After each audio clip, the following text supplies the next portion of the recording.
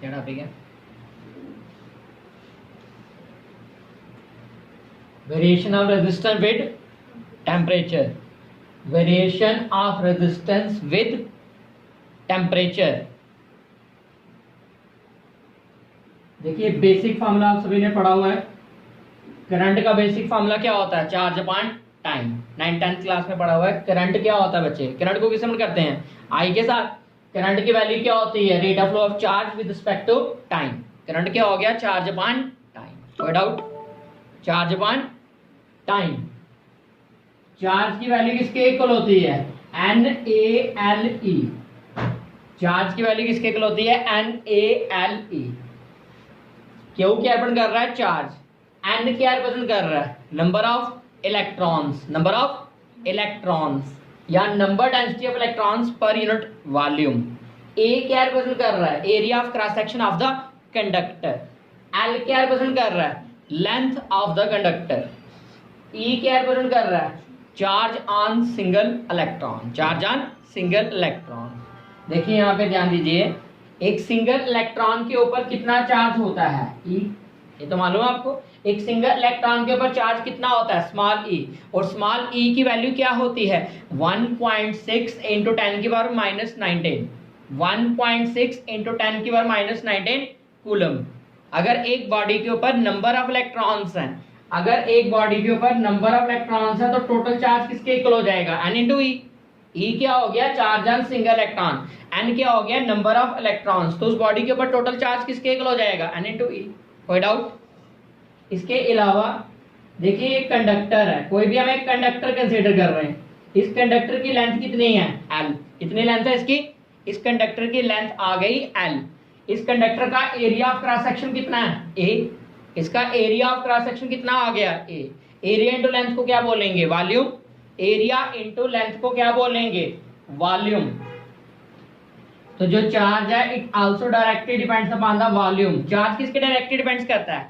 Volume के depend करेगा। कोई कंडक्टर छोटा है, कोई कंडक्टर बड़ा है, तो उसके वॉल्यूम पे भी डिपेंड करेगा ना चार्ज।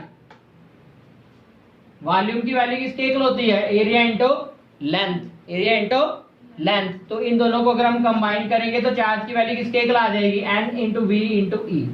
यहाँ पे एन क्या रिप्रेजेंट कर रहा है? नंबर डेंसिटी ऑफ इलेक्ट्रॉन्स पर यूनिट वॉल्यूम। स्मॉल एन क्या रिप्रेजेंट कर रहा है? नंबर डेंसिटी ऑफ इलेक्ट्रॉन्स पर यूनिट वॉल्यूम। अगर कंडक्टर का वॉल्यूम v है तो n को किससे मल्टीप्लाई करेंगे? v के साथ। n को किससे मल्टीप्लाई करेंगे? v के साथ। तो v की जगह क्या पुट करना है हमने? Area into length. v की जगह क्या पुट करेंगे हम? Area into length. तो चार्ज की वैल्यू किसके इक्वल आ गई? NaLe। Number density of electrons पर unit volume, area of cross section of the conductor, length of the conductor, charge on single electron. This the value for Q. Q की value किसके equal आ गई? NaLe। पूछना कुछ? Clear? Charge की जगह value put कर दीजिए।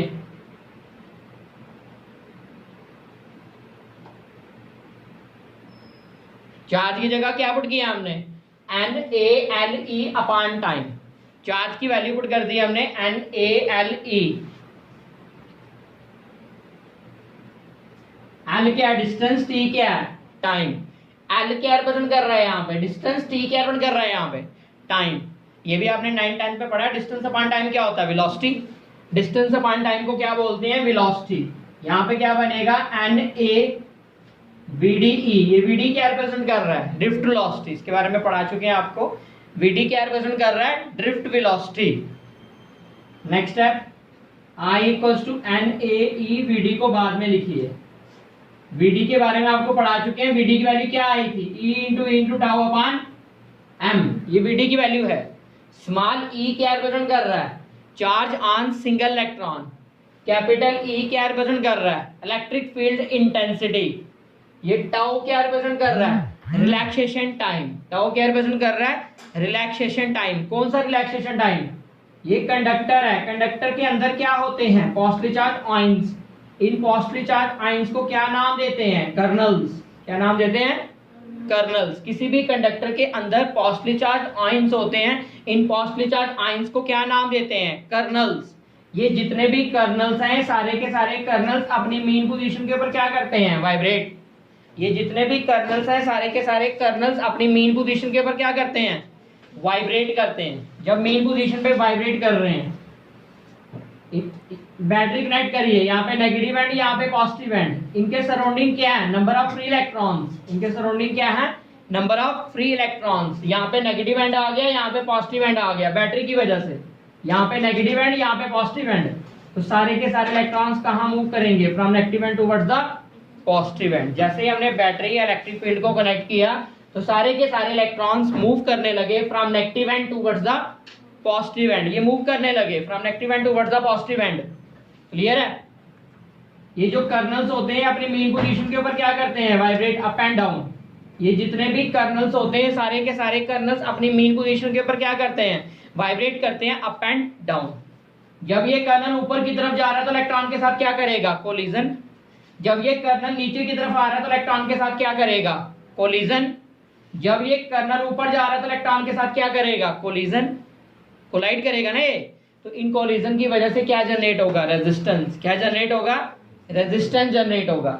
ये फर्स्ट कोलिजन है, ये सेकंड कोलिजन है, ये third fourth fifth so on. First collision और सेकंड कोलिजन के बीच में जो टाइम गैप होगा उसको क्या नाम दिया जाएगा, रिलैक्सेशन टाइम। फर्स्ट कोलिजन और सेकंड कोलिजन के बीच में जो टाइम गैप होगा उस टाइम गैप को क्या नाम दिया जाएगा, रिलैक्सेशन टाइम। रिलैक्स कर रहे हैं ना उस टाइम के लिए, तो इस रिलैक्सेशन टाइम को किससे रिप्रेजेंट करते हैं, टाउ के साथ। किससे रिप्रेजेंट करते हैं, टाउ के साथ। टाउ क्या रिप्रेजेंट कर रहा है, relaxation time. Next step, I equals to N A, E into E क्या हो जाएगा, ई स्क्वायर। यहाँ पे ई, यहाँ पे टाउ, यहाँ पे एम। कैपिटल ई क्या रिप्रेजेंट कर रहा है, electric field intensity. Capital E क्या रिप्रेजेंट कर रहा है, electric field intensity. Electric field intensity की वैल्यू क्या होती है, potential per unit length. Capital E क्या रिप्रेजेंट कर रहा है, इलेक्ट्रिक फील्ड इंटेंसिटी, और इलेक्ट्रिक फील्ड इंटेंसिटी की वैल्यू क्या होती है, potential per unit length. Potential per unit length, E की जगह वैल्यू पुट करिए N A E square. E की जगह क्या पुट करना है, V upon L tau upon M. कोई doubt? Dividing both side by V, दोनों तरफ वी के साथ डिवाइड करिए, आई अपॉन वी, वी को इधर शिफ्ट किया, N A E square into tau upon M L. Taking reciprocal, इनका रिवर्स करिए, रिवर्स करेंगे तो क्या बनेगा, v अपॉन आई की वैल्यू किसके इक्वल आ जाएगी, ml upon N A E square into tau. Taking reciprocal, हमने इनको रिवर्स कर दिया। v अपॉन आई को क्या बोलते हैं, r, पढ़ा ना Ohm's law, v equals to I R. तो v अपॉन आई की वैल्यू क्या होगी, r। तो यहाँ पे r की वैल्यू किसके इक्वल आएगी, ml upon N A E square into tau. This is the value for r। किसकी वैल्यू है ये, r की। ये r क्या रिप्रेजेंट कर रहा है, रेजिस्टेंस। r क्या रिप्रेजेंट कर रहा है, रेजिस्टेंस। टाउ क्या रिप्रेजेंट कर रहा है, relaxation time between two successive collision, between two consecutive collision. दो कोलिजन के बीच में जो गैप होता है, टाइम गैप, उसको क्या बोलते हैं, रिलैक्सेशन टाइम। क्या बोलते हैं उसको, रिलैक्सेशन टाइम। तो इस एक्सप्रेशन को ध्यान से देखिए, r किसके इनवर्सली प्रोपोर्शन कर रहा है, टाउ के। r किसके इनवर्सली प्रोपोर्शन कर रहा है, टाउ। इसको क्या बोलते हैं, टाउ। क्या बोलते हैं इसको, टाउ। ठीक है जी। तो r और टाउ के बीच में क्या रिलेशन है, इनवर्सली का रिलेशन है। तो टॉपिक क्या था, variation of resistance with temperature. Resistance और टेम्परेचर के बीच में क्या रिलेशन है। देखिए, अगर आप इस कंडक्टर का टेम्परेचर इंक्रीज करते हो, अगर आप इस कंडक्टर का टेम्परेचर इंक्रीज करेंगे तो कर्नल्स की काइनेटिक एनर्जी क्या होगी, इंक्रीज। जब आप इस बॉडी का, इस कंडक्टर का टेम्परेचर इंक्रीज करेंगे, इसको हीट अप करेंगे, तो कर्नल्स की काइनेटिक एनर्जी क्या होगी, इंक्रीज। कर्नल्स की काइनेटिक एनर्जी इंक्रीज हो जाएगी। They move more विग्रेसली up and down, they move more विग्रेसली up and down. वो ज्यादा मूवमेंट करना शुरू कर देंगे अप एंड डाउन। ज्यादा मूवमेंट करेंगे तो ज्यादा कोलिजन होंगे। जब कर्नल्स की मूवमेंट ज्यादा तो कोलिजन ज्यादा होंगे ना। तो कर्नल्स की मूवमेंट ज्यादा है, जब कर्नल्स की मूवमेंट ज्यादा तो कोलिजन्स क्या होंगे, ज्यादा। जब ज्यादा कोलिजन्स हो रहे हैं तो रिलैक्स करने का टाइम नहीं मिलेगा ना। जब कोलिजन ज्यादा हो गए तो रिलैक्सेशन टाइम क्या होगा, डिक्रीज। रिलैक्स नहीं कर पाएंगे वो, तो रिलैक्सेशन टाइम क्या हो जाएगा, डिक्रीज। जब रिलैक्सेशन टाइम डिक्रीज होगा तो रेजिस्टेंस क्या हो जाएगा, इंक्रीज। तो समझ आ गया टेम्परेचर के साथ रिलेशन। अगर आप टेम्परेचर को इंक्रीज करोगे, काइनेटिक एनर्जी इंक्रीज होगी कर्नल्स की। They move more vigorously up and down, वो ज्यादा मूवमेंट करेंगे। जब ज्यादा मूवमेंट करेंगे तो कोलिजन ज्यादा होंगे। जब कोलिजन ज्यादा होंगे तो रिलैक्सेशन टाइम क्या हो जाएगा? Decrease. Upward arrow means increase, downward arrow means decrease. R inversely proportional to tau, तो आर क्या हो जाएगा? इंक्रीज। तो टेम्परेचर को हमने इंक्रीज किया तो रेजिस्टेंस क्या हो गया? Increase. It means R directly proportional to T. इसका मतलब रेजिस्टेंस किसके डायरेक्टली डिपेंड्स करता है? टेम्परेचर के। टेम्परेचर को इंक्रीज करने से रेजिस्टेंस की वैल्यू क्या होगी? इंक्रीज। टेम्परेचर को इंक्रीज करने से रेजिस्टेंस की वैल्यू क्या होगी? इंक्रीज। ये समझ आ गया? समझाऊं दोबारा? क्लियर है? और देखिए and vice versa, R T की वैल्यू किसके इक्वल होती है? R naught 1 plus alpha T. ये आर टी क्या है? Resistance of the conductor when temperature is T degree Celsius. Resistance of the conductor when temperature is T degree Celsius. समझ गए क्या बोला? ये आर नॉट क्या रिप्रेजेंट कर रहा है? R naught resistance of the conductor, resistance of the conductor when temperature is 0 degree Celsius. R naught क्या रिप्रेजेंट कर रहा है? Resistance of the conductor when temperature is 0 degree Celsius, when temperature is 0 degree Celsius. ये T क्या represent कर रहा है? Temperature. T क्या रिप्रेजेंट कर रहा है? टेम्परेचर। ये अल्फा क्या रिप्रेजेंट कर रहा है? Temperature coefficient. अल्फा क्या रिप्रेजेंट कर रहा है? Temperature coefficient. आर टी की वैल्यू किसके इक्वल आएगी? R naught plus R naught alpha T. R naught को इधर शिफ्ट करिए, आर नॉट को इधर शिफ्ट करेंगे, क्या आएगा? R T minus R naught. यहां पे क्या आएगा? R naught alpha T. इनको डिवाइड करिए, R T minus R naught upon R naught T. यहां पे क्या आएगा? अल्फा। ये समझ आ गया? ऊपर क्या है? R T minus R naught क्या रिप्रेजेंट कर रहा है? Difference in resistance, change in resistance. ये क्या रिप्रेजेंट कर रहा है? Change in resistance. नीचे आर नॉट क्या रिप्रेजेंट कर रहा है?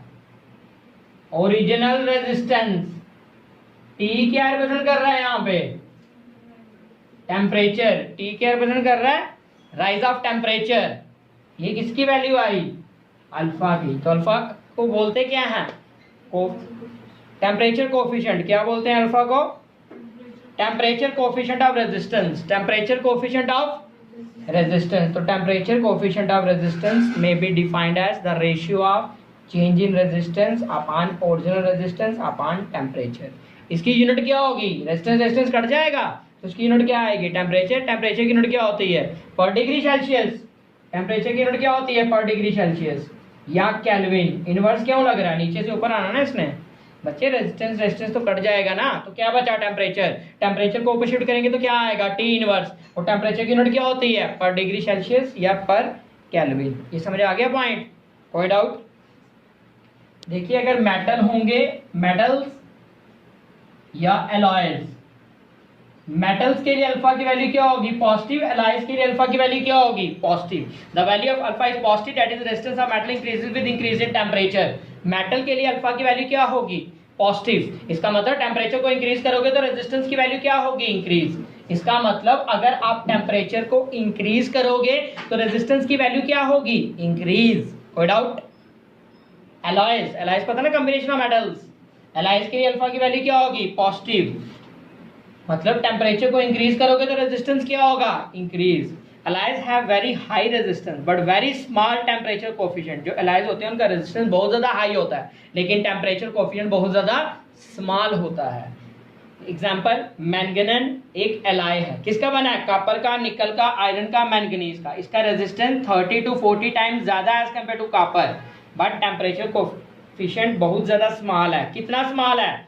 0.00001 डिग्री पर Celsius. Due to high resistance and low temperature coefficient, the alloys are used for making standard resistance coils. alloys का जो रेजिस्टेंस है वो बहुत ज़्यादा हाई है, टेम्परेचर कोफिशिएंट बहुत ज़्यादा लो है, इसलिए alloys को यूज किया जाता है क्या बनाने के लिए? Standard coil. क्या बनाने के लिए? स्टैंडर्ड कॉइल्स बनाने के लिए इसको यूज किया जाता है। समझ आ गया पॉइंट? कोई डाउट? और देखिए इलेक्ट्रोलाइट या सेमीकंडक्टर्स। इलेक्ट्रोलाइट या सेमीकंडक्टर्स के लिए अल्फा की वैल्यू क्या होती है? नेगेटिव। इलेक्ट्रोलाइट या सेमीकंडक्टर्स के लिए अल्फा की वैल्यू क्या होती है? Negative. Resistance decrease with the increase in temperature. अगर अल्फा नेगेटिव है, इसमें उल्टा होगा ना, अगर आप टेम्परेचर को इंक्रीज करोगे तो रेजिस्टेंस क्या होगा? डिक्रीज। क्यों? अभी आपको बोला कंडक्टर में करंट किस वजह से फ्लो करती है? Due to the movement of electrons. किसी भी मेटालिक कंडक्टर में करंट किस वजह से है? Due to the flow of electrons. Due to the flow of electrons. तो यहां पे जब आपने टेम्परेचर को इंक्रीज किया था मेटालिक कंडक्शन में, तो कर्नल्स की काइनेटिक एनर्जी क्या हुई थी? Increase. They move more विग्रेसली up and down. They move more विग्रेसली up and down. तो ज्यादा कोलिजन्स होंगे तो रेजिस्टेंस क्या हुआ था? इंक्रीज। बट इलेक्ट्रोलाइट के केस में देखिए, इलेक्ट्रोलाइट क्या होता है?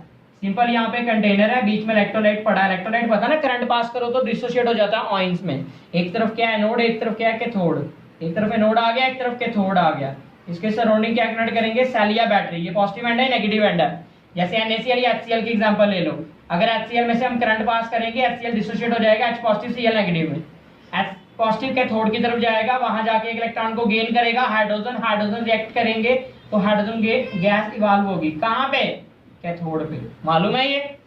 पता ना इलेक्ट्रोलिसिस। एनाइन कहां पे जाएगा? एनोड की तरफ। एनाइन कहां पे जाएगा? एनोड की तरफ। वहां जाके ऑक्सीडेशन करेगा, एक electron lose chlorine. Chlorine chlorine आपस में रिएक्ट करेंगे तो क्या मिलेगा? Chlorine gas.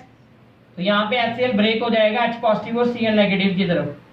तो कैटाइन कहां पे जाएगा? कैटाइन कैथोड की तरफ। एनाइन कहां पे जाएगा? एनोड की तरफ। तो यहाँ पे जब आप टेम्परेचर को इंक्रीज करोगे तो मूवमेंट ज्यादा होगी ना आयंस की। अगर आयंस की मूवमेंट ज्यादा होगी तो करंट क्या होगी? इंक्रीज। बच्चे वहां पे करंट किस वजह से थी? इलेक्ट्रॉन्स की वजह से। बट यहाँ पे करंट किस वजह से है? Due to the flow of ions. यहाँ पे करंट किस वजह से है? Due to the flow of ions. तो यहाँ पे टेम्परेचर इंक्रीज करने से आयंस की मूवमेंट ज्यादा हो जाएगी। जब आयंस की मूवमेंट ज्यादा तो क्या इंक्रीज होगा? यहाँ पे करंट। जब करंट इंक्रीज हुई तो रेजिस्टेंस क्या होगा? डिक्रीज। समझ आ गया इलेक्ट्रोलाइट का केस? इसी तरह सेमीकंडक्टर में भी अल्फा की वैल्यू नेगेटिव होगी, रेजिस्टेंस डिक्रीज होगा with the increase in temperature. With the increase in temperature. इसके बारे में आप आगे स्टडी करोगे सेमीकंडक्टर्स के इलेक्ट्रॉनिक डिवाइस में। अभी आप इतना ही समझिए। सेमीकंडक्टर में भी वही है बच्चे। सेमीकंडक्टर की कंडक्टर्स क्या होते हैं? जिनकी कंडक्टिविटी क्या होती है? हाई। इंसुलेटर्स क्या होते हैं? जिनकी कंडक्टिविटी क्या होती है? लो। सेमीकंडक्टर्स क्या होते हैं? जिनकी कंडक्टिविटी लाई करती है in between conductor and insulator. तो अगर आप सेमीकंडक्टर का टेम्परेचर इंक्रीज करोगे तो मोर मूवमेंट होगी ना, ज़्यादा इलेक्ट्रॉन्स मूवमेंट करेंगे तो ज़्यादा मूवमेंट होगी, तो करंट क्या हो जाएगी? इंक्रीज। समझ गए क्या बोला? देखिए बच्चे, यहाँ पे एक बैंड होता है, इस बैंड को क्या बोलते हैं? Conduction band. क्या बोलते हैं इसको? Valence band. इसके ऊपर एक और बैंड है, इस बैंड को क्या बोलते हैं? Conduction band. इनिशियल कंडीशन पे जितने भी इलेक्ट्रॉन्स होते हैं वो सारे के सारे कहां पे प्रेजेंट होते हैं? वैलेंस बैंड में। इनिशियल कंडीशंस पे जितने भी इलेक्ट्रॉन्स है वो सारे के सारे कहां पे प्रेजेंट होंगे? वैलेंस बैंड में। लेकिन वो वैलेंस बैंड में कंडक्ट नहीं करते। अगर कंडक्टर का केस होगा तो वैलेंस बैंड और कंडक्शन बैंड दोनों एक दूसरे के साथ ओवरलैप है, सारे इलेक्ट्रॉन कंडक्शन बैंड की तरफ पहुंच रहे हैं। अगर इंसुलेटर का केस है तो कंडक्शन बैंड और वैलेंस बैंड के बीच में बहुत ज्यादा गैप है, इलेक्ट्रॉन वहां पहुंच नहीं पा रहे, बीच में गैप है, फॉरबिडन गैप या एनर्जी गैप। अगर सेमीकंडक्टर का केस होगा तो इनके बीच में जो गैप होगा वो इंटरमीडिएट होगा। बच्चे कंडक्टर के केस में इनके बीच में कोई भी गैप नहीं है। इंसुलेटर के केस में गैप बहुत ज्यादा लार्ज है, यहाँ पे इलेक्ट्रॉन सारे पहुंच जाते हैं, यहाँ पे कोई भी इलेक्ट्रॉन नहीं पहुंच पाता, गैप ज्यादा। सेमीकंडक्टर में जो गैप है वो इंटरमीडिएट है, ना ही ज्यादा ना ही कम। कुछ इलेक्ट्रॉन पहुंचते हैं, कुछ नहीं पहुंचते। तो जब आप इसको हीट करोगे तो इलेक्ट्रॉन्स की काइनेटिक एनर्जी इंक्रीज होगी ना, तो ज्यादा इलेक्ट्रॉन जंप करेंगे ना कंडक्शन बैंड की तरफ, तो कंडक्टिविटी क्या होगी? इंक्रीज। करंट क्या होगी? इंक्रीज। रेजिस्टेंस क्या होगा? डिक्रीज। ये समझ आ गया पॉइंट? कोई डाउट? पूछना है variation of resistance with temperature topic में कुछ क्लियर है? Next topic power.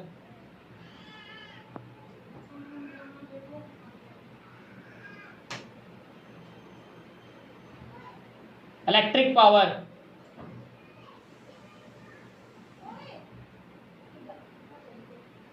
पावर का बेसिक फॉर्मूला क्या होता है? Work done upon time. Power होता क्या है बच्चे, the rate at which work is done by the battery to maintain the flow of current in electric circuit is called power. Power पता ना क्या होता है, work done upon time, capability of the body to do work. यहाँ पे body नहीं है, the rate, rate मतलब speed, the rate at which work is done by the battery to maintain the flow of current in electric circuit. तो power की value किसके equal आ रही है, work done upon time. Side में देखिए potential के बारे में आपने पढ़ा, पोटेंशियल क्या होता है, वर्क डन अपॉन चार्ज। सुना ना पोटेंशियल का, potential may be defined as the total amount of work done in bringing a unit positive charge from infinity to that point. Potential may be defined as the total amount of work done in bringing a unit positive charge from infinity to that point. Cross multiply करिए, charge की value किसके equal होती है, current into time. तो work done की value किसके equal आ गई, वी आई टी। ये समझ आ गई, वर्क डन की वैल्यू वी आई टी होती है, कोई डाउट। वर्क डन की जगह वैल्यू पुट करिए, वर्क डन की जगह क्या लिखेंगे, वी आई टी, नीचे क्या है टी, क्लियर। ये टी ओ टी क्या हो जाएगा, कैंसिल। तो पावर की वैल्यू किसके इक्वल आ जाएगी, वी आई। पावर की वैल्यू किसके इक्वल आ गई, V I. Next step, Ohm's law आपने पढ़ा है, वी की वैल्यू क्या होती है, आई आर। ओम्स लॉ आपने पढ़ा हुआ है, वी की वैल्यू किसके इक्वल होती है, आई आर। ये मालूम है, V equals to I R, Ohm's law. Cross multiply करेंगे तो क्या बनेगा, आई स्क्वायर आर। तो पावर की वैल्यू किसके इक्वल आ गई, I square R. Next step, Ohm's law, I की वैल्यू किसके इक्वल होती है, वी अपॉन आर। ये पता ना, आई की value V upon R, Ohm's law. Square open करिए, वी का स्क्वायर आर का स्क्वायर, आर और स्क्वायर कैंसिल। तो पावर की वैल्यू किसके इक्वल आ गई, वी स्क्वायर अपॉन आर। कोई डाउट, पूछना था कुछ बच्चे। पावर की वैल्यू किसके इक्वल होती है, work done upon time. Power क्या हो गया, work done upon time. Potential की वैल्यू क्या होती है, work done upon charge. Charge को मल्टीप्लाई करिए, क्या बनेगा, वी इंटू क्यू। चार्ज की वैल्यू किसके इक्वल होती है, करंट इंटू टाइम। तो वर्क डन की जगह क्या पुट किया हमने, वी आई टी। ये टी और टी क्या हो जाएगा, कैंसिल। तो पावर की वैल्यू किसके इक्वल आ गई, V I. According to Ohm's law, V की वैल्यू किसके इक्वल होती है, आई आर। आई इंटू आई क्या हो जाएगा, I square R. Ohm's law, V equals to I R. तो आई की वैल्यू किसके इक्वल होगी, V upon R. Square open करिए, V square upon R square into R, R और स्क्वायर कैंसिल। पी किसके इक्वल आ गया, वी स्क्वायर अपॉन आर। ये समझ आ गया, वी स्क्वायर अपॉन आर। कोई डाउट। पावर की वैल्यू किसके इक्वल आई, वी इंटू आई। वोल्टेज की जगह वैल्यू पुट करिए 1 वोल्ट, करंट की जगह वैल्यू पुट करिए 1 एम्पेयर। तो पावर की यूनिट क्या होगी, 1 वाट। ये बता पावर कैसे यूनिट वाट होती है। Power is said to be 1 watt if 1 ampere current flow through the conductor against a potential difference of 1 volt. Commercial unit क्या होती है पावर की, एचपी। सुना नाम एचपी। और 1 एचपी की वैल्यू किसके इक्वल होती है, 746 वाट। बच्चे पावर की कमर्शियल यूनिट क्या होती है, वाट। कमर्शियल यूनिट होती है एचपी। एचपी क्या होता है, हॉर्स पावर। और 1 एचपी किसके इक्वल होता है, 746 वाट। 746 वाट। कोई डाउट।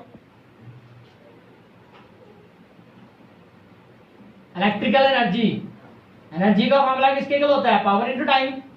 एनर्जी क्या होता है बच्चे, capacity to do work. Capacity to do work मतलब एनर्जी क्या होता है, पावर इनटू टाइम। पावर की वैल्यू पुट करो। पावर की सबसे पहली वैल्यू कौन सी है, वी आई। पावर की दूसरी वैल्यू कौन सी है, वी स्क्वायर अपॉन आर। तो एनर्जी की वैल्यू क्या आ गई, P into T, V I T, V square upon R. Power की एक और वैल्यू थी, कौन सी, आई स्क्वायर आर। पावर की एक और वैल्यू अभी हमने निकाली थी, क्या थी, आई स्क्वायर आर। देखा ये, तो पावर की डिफरेंट वैल्यूज हमने पुट कर दी। कोई डाउट। एनर्जी की वैल्यू किसके इक्वल है, पावर इनटू टाइम। अगर आप पावर की वैल्यू पुट करते हो 1 वाट, टाइम की वैल्यू 1 सेकेंड, तो एनर्जी को क्या बोलेंगे, 1 जूल। एनर्जी को क्या बोलेंगे, 1 जूल। बच्चे electric energy said to be 1 joule when electric appliance of power 1 watt works for 1 second. Works for 1 second. पूछना है इसमें कुछ, ये समझ आ गया, एनर्जी क्लियर है। देखिए यहाँ पे छोटा सा टॉपिक, ये 9th 10th में आपने पढ़ा हुआ 10th क्लास में, resistance in series, resistance in parallel पढ़ा। सीरीज पैरेलल, सीरीज में क्या होता था, यहाँ पे एक रेजिस्टर आ गया, यहाँ पे दूसरा रेजिस्टर आ गया, यहाँ पे तीसरा रेजिस्टर आ गया। इनके सराउंडिंग क्या अप्लाई करते थे हम, बैटरी अप्लाई करते थे। यहाँ पे कौन सा एंड है पॉजिटिव, यहाँ पे कौन सा एंड है नेगेटिव। ये R1 आ गया, ये R2 आ गया, R3 आ गया। सीरीज में करंट क्या होती है, सेम। पता ना सीरीज में चार्ज और करंट क्या होती है, सेम। और सीरीज में पोटेंशियल डिवाइड हो जाता है, V1 V2 V3, मालूम है potential. Different resistors are said to be in series if they are along the same line. If they are connected along the same line. अगर बहुत सारे रेजिस्टर्स को along the same line connect करेंगे तो क्या नाम दिया जाएगा, resistors in series. Resistors in series. हमने यहाँ पे बैटरी कनेक्ट की, बैटरी कनेक्ट की तो क्या फ्लो करेगा, करंट। सीरीज में एक ही पाथ है, जब सिंगल पाथ है तो करंट क्या रहेगी, सेम। जब सिंगल पाथ है तो करंट क्या रहेगी, सेम, बट वोल्टेज क्या हो जाएगी, डिवाइड। ओवरऑल वोल्टेज कितनी है, V। वोल्टेज 3 पार्ट्स में डिवाइड हो गई है। ओम्स लॉ आपने पढ़ा, V की वैल्यू क्या होती है, IR। ये सीरीज है तो ऐसे लिख दीजिए, V1 की वैल्यू क्या होगी, IR1, V2 की वैल्यू क्या होगी, IR2, V3 की वैल्यू क्या होगी, IR3। करंट तो सेम है ना सभी में। यहाँ पे क्या IRS, वहां से I कॉमन लीजिए, क्या आएगा यहाँ पे R1, यहाँ पे क्या आएगा R2, यहाँ पे क्या आएगा R3। ये I और I क्या हो जाएगा, कैंसिल। RS की वैल्यू किसके इक्वल आ जाएगी, R1, यहाँ पे क्या आएगा R2, यहाँ पे क्या आएगा R3। तो सीरीज कॉम्बिनेशन किसके इक्वल आ गया, R1 plus R2 plus R3। कोई डाउट पूछना है सीरीज कॉम्बिनेशन में। अगर दो ही रेजिस्टर होंगे तो RS की वैल्यू किसके इक्वल आएगी, दो ही रेजिस्टर के लिए R1 प्लस R2। अगर दोनों की वैल्यू सेम होगी तो रेजिस्टर की वैल्यू किसके इक्वल हो जाएगी, 2 टाइम R। तो सीरीज में जो रेजिस्टेंस है वो क्या हो जाएगा, लार्ज हो जाएगा, मैक्स हो जाएगा। दो से तो डबल हो गया ना, 3 हो गए तो 3 हो जाएगा। ये समझ आ गया, समझाऊं दोबारा, कोई डाउट। इसी तरह आ जाता है resistors in parallel. Resistors in होता है, बोलिए, रेजिस्टर इन पैरेलल। ये एक रेजिस्टर आ गया, ये दूसरा रेजिस्टर आ गया, ये तीसरा रेजिस्टर आ गया। सबका एक एंड एक पॉइंट पे कनेक्ट कर दिया, अदर एंड दूसरे पॉइंट पे कनेक्ट कर दिया। पैरेलल में लगाए ना along the different lines। इनके सराउंडिंग बैटरी कनेक्ट करी है, बैटरी कनेक्ट कर दी। यहाँ पे पॉजिटिव एंड, यहाँ पे नेगेटिव एंड। करंट कितनी फ्लो कर रही है, I। करंट 3 पार्ट्स में डिवाइड हो जाएगी, 3 पाथ है ना, तो करंट स्प्लिट हो जाएगी 3 पार्ट्स में। और पैरेलल में वोल्टेज क्या रहती है, सेम। पैरेलल में वोल्टेज क्या रहती है, सेम। टोटल करंट कितनी थी, I। 3 पार्ट्स में डिवाइड होगी, किसमें, I1 में, I2 में, I3 में। ओम्स लॉ आपने पढ़ा, V इक्वल्स टू IR। तो I की वैल्यू क्या होगी, V अपन R। I की जगह क्या पुट करेंगे, V अपन R। R के नीचे P लगा दो। P क्यों लगा रहे हैं, पैरेलल कॉम्बिनेशन है ना ये। I1 की वैल्यू क्या होगी, V अपन R1। I2 की वैल्यू क्या होगी, V अपन R2। I3 की वैल्यू क्या होगी, V अपन R3। यहाँ पे क्या है, V अपन R3। यहाँ से V कॉमन ले लो, 1 अपन R1, 1 अपन R2, 1 अपन R3। पूछना कुछ, ये V और V क्या हो जाएगा, यहाँ पे क्या आएगा, 1 अपन RP किसके इक्वल आ जाएगा, 1 अपन R1, 1 अपन R2, 1 अपन R3। अगर एन टाइम होंगे तो कहाँ तक जाना, एन टाइम। एन टाइम होंगे तो कहाँ तक जाना, एन टाइम। इसको जनरलाइज करोगे तो क्या बनेगा, समीशन I की वैल्यू 1 to n, और यहाँ पे क्या आएगा, 1 अपन RI। 1 to 3 की जगह क्या लिख दिया, I को इनिशियलाइज कर दिया। I की वैल्यू कहाँ से स्टार्ट होगी, 1 से, कहाँ तक जाएगी, n। सम है तो क्या सिंबल लगा दिया, समीशन। पूछना कुछ। अगर दो ही रेजिस्टर होंगे, 2 रेजिस्टर, तो आरपी की वैल्यू क्या आएगी, 1 अपन R1, 1 अपन R2। एलसीएम लीजिए, क्या एलसीएम आएगा, R1 R2। क्रॉस मल्टीप्लाई करेंगे R2 प्लस R1, सीधा करिए R1 प्लस R2। यहाँ पे क्या आ रहा है, R1 R2। Reciprocal, taking reciprocal, इसका रिवर्स करिए, R1 R2, नीचे क्या आएगा, R1 प्लस R2। ये समझ आ गया पैरेलल कॉम्बिनेशन का फार्मूला। ये समझाना है फार्मूला। अगर दोनों रेजिस्टर इक्वल होंगे तो आरपी की वैल्यू किसके इक्वल आ जाएगी, R इंटू R अपन R plus R। R plus R, ये क्या बन जाएगा, R के नीचे क्या आएगा, 2 टाइम R। R और उसके कैंसिल हो गया, क्या आंसर आ गया, R अपन 2। तो पैरेलल में जो रेजिस्टर होता है वो क्या होता है, मिनिमम। पैरेलल में जो हमें रिजल्ट मिलता है वो क्या हो जाता है, मिनिमम हो गया ना, हाफ हो गया ना। पूछना कुछ यहाँ तक, क्लियर है। Thank you.